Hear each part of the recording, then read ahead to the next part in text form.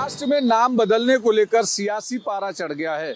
महाराष्ट्र सरकार में मंत्री और शिवसेना के विधायक संजय शिरसाट ने मुख्यमंत्री को पत्र देकर कहा है कि औरंगजेब की जहां कब्र है उस जगह का नाम बदल दिया जाए। फिलहाल उस जगह का नाम अभी खुलताबाद है, जिसे बदलने के लिए संजय शिरसाट ने मुख्यमंत्री को पत्र दिया है। औरंगजेब ने जब यहाँ लड़ाइयाँ करके जब को जीतने की कोशिश की थी, वो टाइम उसने बहुत सारे जगहों के नाम बदल दिए, जैसे कि धाराशिव जो आज हो गया है नाम, उस्मानाबाद, औरंगाबाद, दौलताबाद, खुलताबाद, ये जो बात है ना, ये सब बदलना चाहते हैं हम। संजय शिरसाट के इस पत्र के बाद से सियासी पारा चढ़ा हुआ है और समाजवादी पार्टी के नेता अबू आजमी ने जहां एक तरफ कहा कि इससे कुछ बदलने वाला नहीं है, क्या महाराष्ट्र में बेरोजगारी और दूसरी समस्याएं समाप्त हो जाएंगी क्या, तो वहीं दूसरी तरफ कड़ा ऐतराज जताते हुए एमआईएम के पूर्व सांसद और प्रदेश अध्यक्ष इम्तियाज जलील ने कहा कि जिस तरीके से नाम बदला जा रहा है उससे ये साफ है कि ये कहीं न कहीं गंदी राजनीति कर रहे हैं और उन्होंने चैलेंज दिया कि अगर हिम्मत है तो अपने बाप का भी नाम बदल कर दिखाएं। कई सालों से आप देख रहे होंगे कि आप शहरों के नाम बदल रहे हैं, आप सड़कों के नाम बदल रहे हैं, आप इमारतों के नाम बदल रहे हैं, आप रेलवे स्टेशन का, बस स्टैंड का, एयरपोर्ट का, सब नाम बदल रहे हैं। अब बचा क्या है कि साहब आपके बाप का नाम बचा हुआ है। अब अगर बदलने की परम चली रही है तो आप अपने बाप का भी नाम बदल दीजिएगा और कह दीजिएगा कि भैया अब हमको ये नहीं पसंद आता था तो अब हमने ये नाम रख लिया है करके। मेरा यही कहना है कि हमारी चिढ़ इसी बात को लेकर है, ऐसे घटिया लोगों के विचारों को मीडिया क्यों इतना तवज्जो दे रहा है। इस तरीके के बयान के बाद अब महाराष्ट्र में कहीं न कहीं सियासी पारा चढ़ने वाला है। वीडियो जर्नलिस्ट घनश्याम के साथ अभिषेक पांडे, भारत एक्सप्रेस, मुंबई।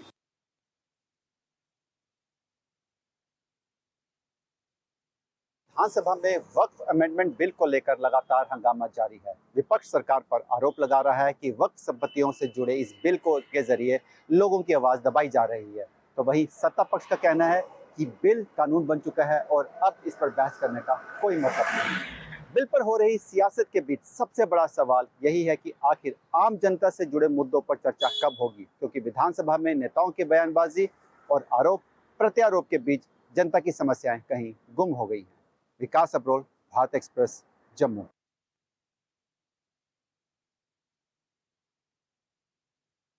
कांग्रेस सांसद और लोकसभा में विपक्षी नेता राहुल गांधी ने संविधान पर एक बार फिर से विवादित बयान दिया है। उनके विवादित बयान देने से एक बार फिर से बीजेपी ने उन पर हमला बोल दिया। बीजेपी ने कहा कि ये देश को शर्मसार करने वाला बयान है।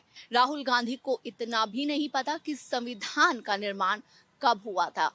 इस संविधान का निर्माण डॉक्टर भीमराव अंबेडकर ने किया था।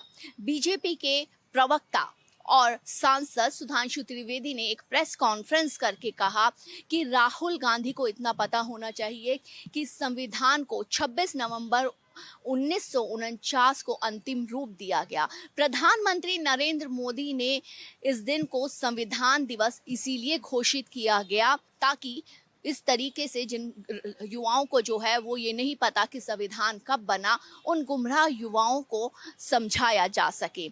ऐसे में जो कांग्रेस है, कांग्रेस ने इस संविधान दिवस की जब घोषणा की थी उसको सपोर्ट नहीं किया। उन्होंने कहा संविधान हजारों साल पुराना है।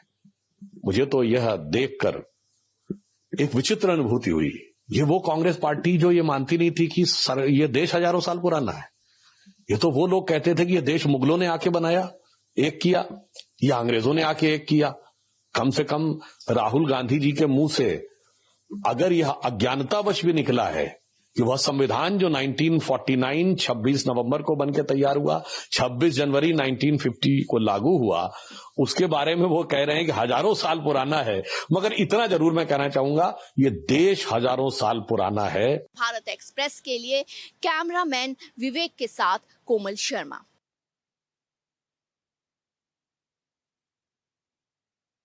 पश्चिम बंगाल शिक्षक बहाली मामले में सुप्रीम कोर्ट से ममता सरकार को बड़ी राहत मिली है। सुप्रीम कोर्ट ने ममता सरकार की ओर से दायर याचिका पर सुनवाई करते हुए कहा कि कैबिनेट द्वारा लिए गए फैसले की जांच सीबीआई नहीं कर सकती है और इसके साथ ही कोर्ट ने कोलकाता हाई कोर्ट के आदेश को रद्द कर दिया है। दरअसल 26,000 शिक्षकों की बहाली के मामले में सीबीआई जांच के आदेश दिए गए थे, क्योंकि जांच में यह पाया गया था कि बहाली के समय अनियमितता बरती गई है, जिसको लेकर सुप्रीम कोर्ट ने बहाली को रद्द कर दिया था और ममता सरकार से 3 महीने के भीतर दोबारा बहाली करने को कहा था और साथ ही कहा था कि जिन लोगों ने अवैध तरीके से और गड़बड़ी करके नौकरी पाई थी उन्हें पैसा वसूला जाए। और कोर्ट ने यह भी साफ कहा था कि कैबिनेट नोट को लेकर सीबीआई जांच के आदेश पर आज वो सुनवाई करेगा, जिसके बाद सुप्रीम कोर्ट ने सुनवाई के बाद यह आदेश दिया है। दरअसल कैबिनेट नोट में कहा गया था कि अतिरिक्त सृजन कर नौकरी के लिए इस मामले में नोट जारी किया गया था और कैबिनेट के इस नोट के खिलाफ हाई कोर्ट का दरवाजा खटखटाया गया था, जिसके बाद हाई कोर्ट ने इस मामले में जांच के आदेश दिए थे। भारत एक्सप्रेस के लिए कैमरा पर्सन पवन शर्मा के साथ गोपाल कृष्ण।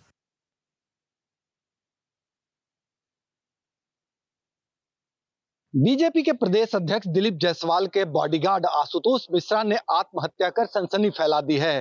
बिहार विधान परिषद क्वार्टर में मौत के बाद अफरा तफरी मच गई। पुलिस की टीम आई और पूरे मामले की छानबीन शुरू हो गई। आखिर आशुतोष मिश्रा ने क्यों आत्महत्या किया, ये जांच का विषय है और पुलिस का साफ साफ कहना है कि तमाम पहलुओं की छानबीन की जा रही है। ये जो है वो सीआरपीएफ में कार्यरत है। इनका नाम आशुतोष कुमार मिश्रा है। यहाँ पे जो है वो एक इनके सर पे जो है वो गोली लगी हुई है और इनकी जो बॉडी है उसको बॉडी को पोस्टमार्टम के लिए ले जाया गया है। कितने समय में यहाँ कार्य कर रहे थे? ये इन्वेस्टिगेशन का इशू है। ये जैसे हमें क्लियर होगा तो हम आपको अपडेट। हालांकि आत्महत्या के वक्त प्रदेश अध्यक्ष इस क्वार्टर में नहीं थे, वो अपने क्षेत्र में थे। उनके आने पर भी पूछताछ होगी और पूरे हालात की जानकारी पुलिस लेगी। लेकिन पुलिस यहाँ पहुंची और जिस अंदाज में छानबीन की, उसके बाद 100 को पोस्टमार्टम के लिए भेज दिया गया है। हालांकि कई अहम सवाल हैं और उन तमाम सवालों को खंगालने में पटना पुलिस की विशेष टीम लगी हुई है। आशुतोष मिश्रा सीआरपीएफ में तैनात था और जिस अंदाज में वो लगातार पिछले 1 सप्ताह से कार्य कर रहा था, उसके बाद कई तरह के सवाल खड़े हैं और इन तमाम सवालों को खंगालने के लिए पटना पुलिस कई लोगों से पूछताछ कर सकती है। हालांकि प्रथम दृष्टया में पुलिस इसे आत्महत्या का मामला बता रही है, लेकिन पुलिस ये भी कह रही है कि इस पूरे मामले की पड़ताल जारी है। सहयोगी कैमरामैन राकेश के साथ भारत एक्सप्रेस के लिए पटना से आशुतोष कुमार।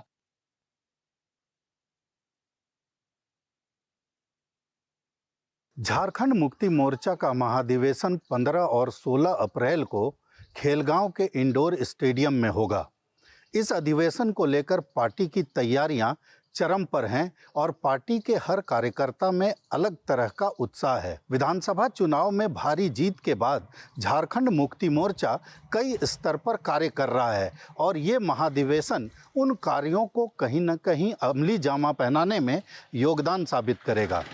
दूसरी तरफ पार्टी का ये मानना है कि जिस तरह से पिछली बार महाधिवेशन के समय कोरोना का काल था और महाधिवेशन में वो चीज़ें हो नहीं पाई जो होनी चाहिए थी, बावजूद इसके पार्टी ने झारखंड में इतनी प्रचंड बहुमत के साथ सरकार बनाई। पिछला बार जो महाधिवेशन हुआ था वो रांची में ही सोहराई भवन में हुआ था और कोविड का समय था।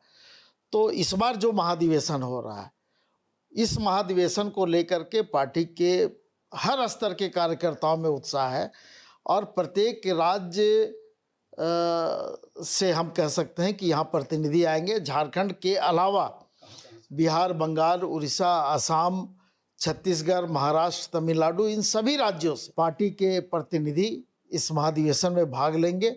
पार्टी का ये मानना है कि सदस्यता अभियान जो है वो महत्वपूर्ण है और 60 लाख सदस्य बनाए जाने का लक्ष्य पार्टी ने रखा है।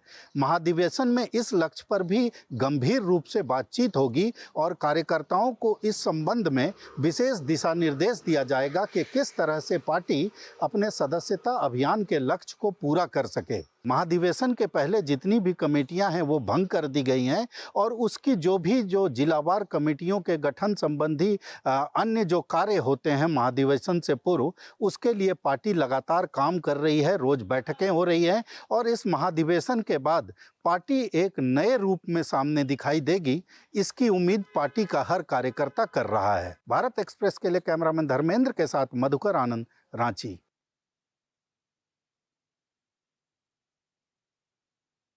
हरियाणा सरकार ने आज प्राइवेट स्कूलों पर लगाम लगाते हुए एक बहुत बड़ा फैसला किया है। अब स्कूलों की मनमानी नहीं चलेगी। जिस तरह से अभिभावक थे उनको चाहे वो किताबें खरीदने को लेकर हो या स्कूल यूनिफॉर्म, ऐसी कई चीज़ें थी जिसको लेकर प्राइवेट स्कूल अभिभावकों पर दबाव बनाते थे कि इन्हीं पब्लिशर्स की किताब खरीदनी है और यहीं से आपको स्कूल यूनिफॉर्म लेने हैं। इसको लेकर हरियाणा सरकार के शिक्षा विभाग ने एक नोटिस जारी किया है और कहा है कि अगर इस नोटिस के बाद अगर प्राइवेट स्कूल अभिभावकों को अपने मन मुताबिक पब्लिशरों की किताब खरीदने, स्कूल यूनिफॉर्म या अन्य चीज़ों को लेकर दबाव बनाते हैं, साथ ही साथ जिस तरह से जो छोटे स्कूल के बच्चे हैं जिसमें पहली क्लास में अगर देखा जाए तो उनके बस्ते का बोझ 10 से 15 किलो हो जा रहा है, उसको लेकर भी उन्होंने जो 6 नियम जारी किए हैं उनमें है कि पहली क्लास के बच्चों का 1.5 किलो से ज़्यादा का स्कूल बैग का वेट नहीं होना चाहिए। ऐसे ही 10वीं क्लास तक के जो बच्चे हैं उनका 5 किलो से ज़्यादा तक का जो स्कूल बैग का वेट है ये नहीं होना चाहिए। तो इसको लेकर ये सर्कुलर जारी किया गया। अब देखने वाली बात यह है कि जो प्राइवेट स्कूल एडमिशन से लेकर और सारे चीज़ में अपनी मनमानी करते हैं, आने वाले वक्त में जो ये हरियाणा सरकार का आदेश जारी हुआ है उसको मानते हैं या जिस तरह से पहले उनका अपना अभिभावकों को जिस तरह से वो परेशान करते थे, दबाव डालते थे और उनका जो है आर्थिक रूप से शोषण करते थे, वो जारी रहता है या इस आदेश के बाद उस पर लगाम लगती है। चंडीगढ़ से ओम प्रकाश राय, भारत एक्सप्रेस। मुंबई में पानी संकट और भी ज्यादा गहराने वाला है। पहले से ही जलाशय में पानी की कमी के कारण मुंबईकरों को पानी की कटौती का सामना करना पड़ रहा है। अब ऐसे में 10 अप्रैल से वाटर टैंकर सेवाएं पूरी तरीके से बंद हो जाएंगी, जिसकी वजह से मुंबईकरों को और भी ज्यादा दिक्कतों का सामना करना पड़ेगा। आपको बता दें कि मुंबई वाटर टैंकर एसोसिएशन ने यह फैसला लिया है, जिसकी वजह है सेंट्रल ग्राउंड वाटर अथॉरिटी द्वारा लागू किए गए नए नियम। मुंबई नगर निगम ने टैंकर सेवा देने वालों को नोटिस भेजी है कि जिनके पास निजी बोरवेल या कुएं हैं उन्हें केंद्रीय भूजल प्राधिकरण से एनओसी लेना अनिवार्य है। बिना एनओसी पानी की आपूर्ति बंद की जा सकती है। इस नए नियम के चलते जिन बोरवेल मालिकों के पास एनओसी नहीं है वे अब टैंकर सेवा देने में असमर्थ हो सकते हैं। इस स्थिति को देखते हुए वाटर टैंकर एसोसिएशन ने सेवा बंद करने का फैसला किया है। बता दें कि कोलाबा घाटकों पर मुलुंड, बोरीवली, कांदीवली, मलाड, गोरेगांव, अंधेरी जैसे इलाकों में पहले से ही जल का संकट गहराया हुआ है।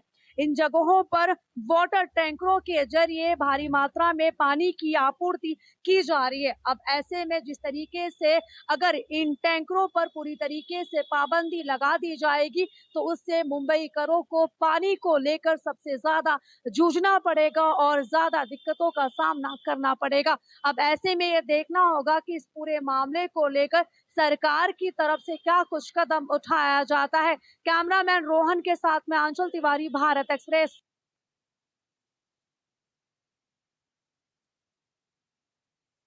उत्तर भारत में गर्मी का प्रकोप बढ़ने लगा है। तापमान 41 डिग्री तक पहुंच गया है। लोगों को अब गर्मी से राहत की जरूरत है। मौसम विभाग का कहना है कि 10 से 13 अप्रैल तक दिल्ली एनसीआर के लोगों को गर्मी से राहत मिल सकती है, क्योंकि बादल छाए रहेंगे, साथ ही साथ तेज हवाएं चलेंगी। पर उसके बाद गर्मी लगातार बढ़ेगी, क्योंकि अप्रैल से जून का महीना गर्मी का महीना है, जिसमें उत्तर भारत में लू चलती है। इसलिए लोगों को गर्मी की आदत डाल लेनी चाहिए। घरों में पंखे, एसी, कूलर, इन सब की सहायता से गर्मी से राहत पाने की कोशिश करनी चाहिए। अगर जरूरी हो घरों से निकलना तो सूती कपड़े पहन के निकलें, साथ ही साथ सर को ढक कर रखें। पुरुष गमछे से और महिलाएं अपने दुपट्टे और साड़ी के पल्लू से ढक के निकलें। साथ ही साथ पानी, गर्मी से राहत के लिए पानी पीते रहें और बाहर के कटे फलों का उपयोग ना करें। खुले में जो खाद्य पदार्थ है उनको ना खाएं, जिससे कि गर्मी जनित बीमारियों से बच सकें। पर ये गर्मी जो है ये इसी तरह बढ़ेगी। सिर्फ 10 से लेके 13 अप्रैल तक इसमें राहत मिलने की संभावना है। कैमरामैन आलोक के साथ रमेश कुमार सिंह, भारत एक्सप्रेस।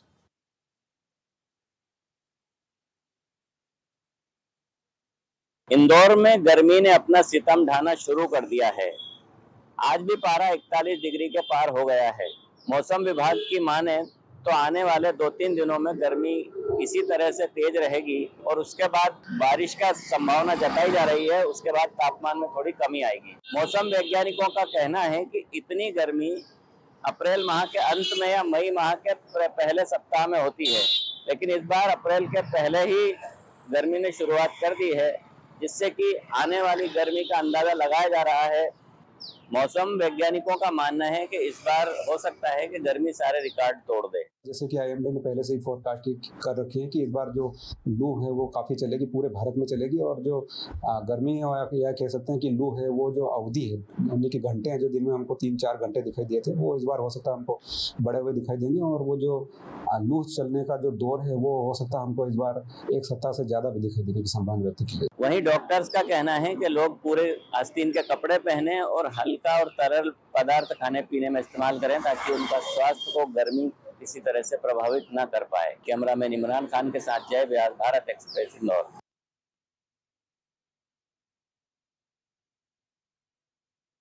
कभी ऐसा होता था कि रेल यात्रा के दौरान यात्री अपना सामान भूल जाते थे और उसके मिलने की संभावना क्षीण हो जाती थी। समय बदला, तकनीक बदली और रेलवे भी बदला। रेलवे ने यह जिम्मा उठाया है कि अगर किसी यात्री का मोबाइल छूट जाता है तो उसको पता करके यात्री का मोबाइल लौटाएगी। कारण आरपीएफ यानी रेलवे सुरक्षा बल ने टेलीकॉम विभाग के CER पोर्टल के जरिए इस मोबाइल को ढूंढेगी और आप तक, यानी जिन यात्रियों का मोबाइल छूट गया है, भूल गया है, उन तक पहुंचाएगी। कैमरा पर्सन मनु के साथ राकेश, भारत एक्सप्रेस, नई दिल्ली रेलवे स्टेशन।